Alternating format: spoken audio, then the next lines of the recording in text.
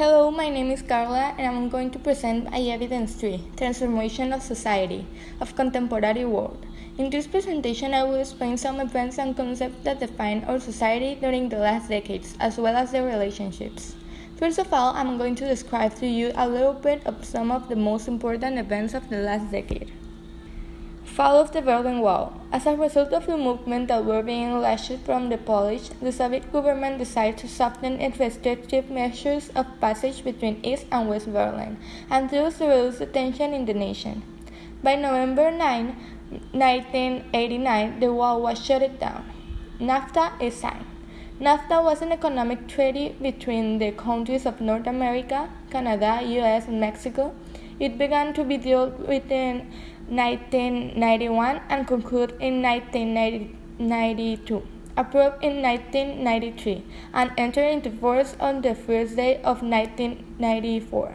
Within this, sought to expand trade between the three nations, promote fair competition, increase investment, etc. Nelson Mandela, President of South Africa. Nelson Mandela was competed for the President of South Africa in the ANC party on October 5, 1994. After the elections, he became the first democratically elected president as well as the first black president. During his presidency, he fought and created institutions for the black population. 9/11 terrorist attacks. On September 11, 2001, 14 participants, members of the Islamic extremist group of Al-Qaeda, ejected 4 planes to be used in suicide attacks against the U.S. 2 of these planes crashed into the twin towers of the World Trade Center in New York, the third hitting the Pentagon outside of Washington, D.C., and the fourth in a field in Shanksville, Pennsylvania. Great Recession.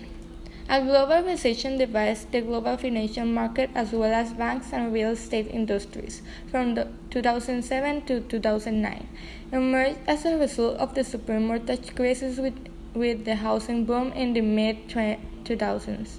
In the U.S., they sought to capitalize on increasing the price of home and less restrictive types of loans. This failed completely when the New Century Financial declared bankruptcy in April 2007. Black Lives Matter. The Black Lives Matter movement began in 2013 through social networks for the murder of a teenager named Trayvon Martin in Florida. The activists took great strength and reached the world war after the video of the terrible murder of George Floyd by a policeman. The activists sought to educate and stop the discrimination, racism, segregation, and police brutality they suffer. Knowing these events, I will define some concepts that will help us to understand them more. These terms are the following. Globalization. We can say that globalization is a worldwide exchange and movement of different aspects of each society. Some of these may be in economic, political, cultural, technological aspects, etc. As main benefits, we can note the reciprocal development of economics in the world, as well as cultural exchange and financial exchange between companies without the limitation of geographical distance. Examples of globalizations are economic globalization, financial globalization, political globalization, cultural globalization, sociological, technological, geographical, and ecological globalization. A very clear example of this concept is NAFTA. Within this, North American countries become interdependent between them and having safe way to market. Terrorism. The term terrorism is a very complex one with many interpretations, but it is socially agreed that violence is implemented from one group to another. The current term refers to the use of violence, whether indirect or direct, against a government seeking the influence of a policy or stop a regime. This creates fear not only among the direct victims but also the worldwide audience. However, terrorism is not limited to political ends. It can also occur for mere criminal activity. The type of terrorism are revolutionary, sub-revolutionary, and establishment. The example of this is the 9/11 attack. This can be represented in the revolutionary terrorism that is one of the most common. Another example can be the fall of the Berlin Wall for the movement that caused its fall. Unipolar world. In an unipolar world, there are only one center making decisions on major world issues. There will be only one completely independent nation that dictates the course of the world issues while the others gradually integrate to it, within competition among the others in economic aspects and replication of the potential model. In this case, we can say that the Great Recession can be an example of an unipolar world. Other countries were following the same system that leads US to this recession. Digital era. This era is characterized by offering a virtual space with which communication currently have quick and easy access to the majority of the population.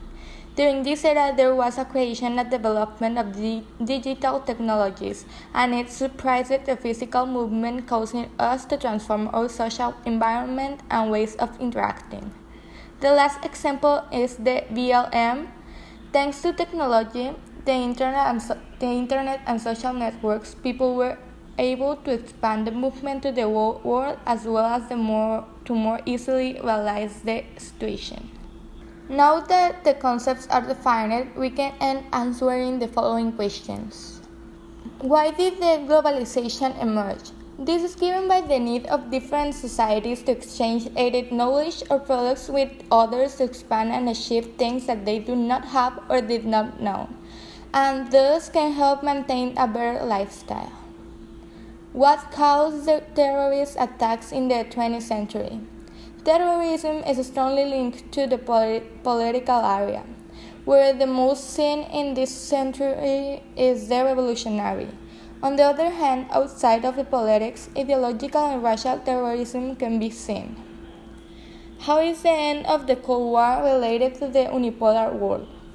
During the Cold War, the world was divided between two world powers. Throughout this period, these two countries were competing to show which of the two was the best.